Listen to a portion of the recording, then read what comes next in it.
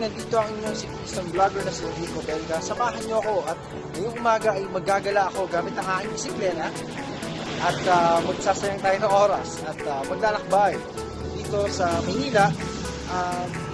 Napakita ko lang sa inyo kung ano bang buhay ng isang siklista. Sa Maynila nyo naman, kompletong aking outfit of the day.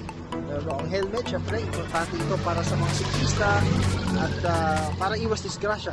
Meron din akong gloves, syempre, para pag pinawisan na aking kamay, hindi dumulas ang paghawak ko sa manibela. At nandito ang aking pogi-pogi bisikleta, bagong kondisyon. Meron din akong, syempre, may shades ako para protection sa sunlight. And belt bag na may tubig. Okay, tara na, samahan niyo ako.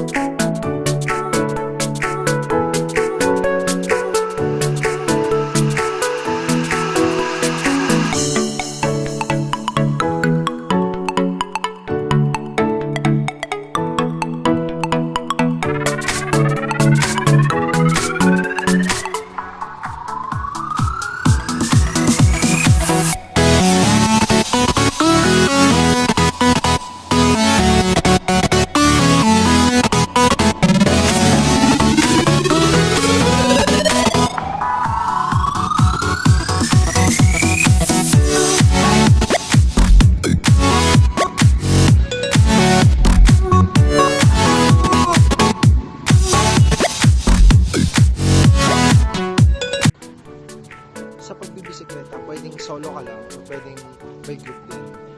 Maganda naman kung solo kasi may enjoy mo yung biyahe mo. At syempre nagta-travel ka lang naman habang nag-exercise. And maganda rin kung group kasi lalo na kung pangmalayuan. Mas maganda kung by group. Kasi meron kang mga kakwentuhan, may mga katulong ka magdadala ng mga gamit.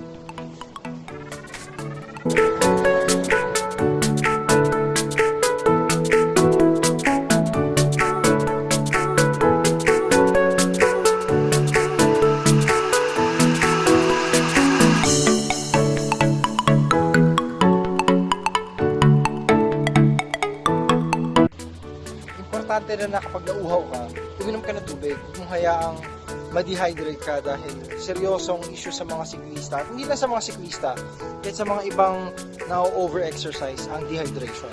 So, importante na lagi kang may bakong tubig para meron kang maiinom.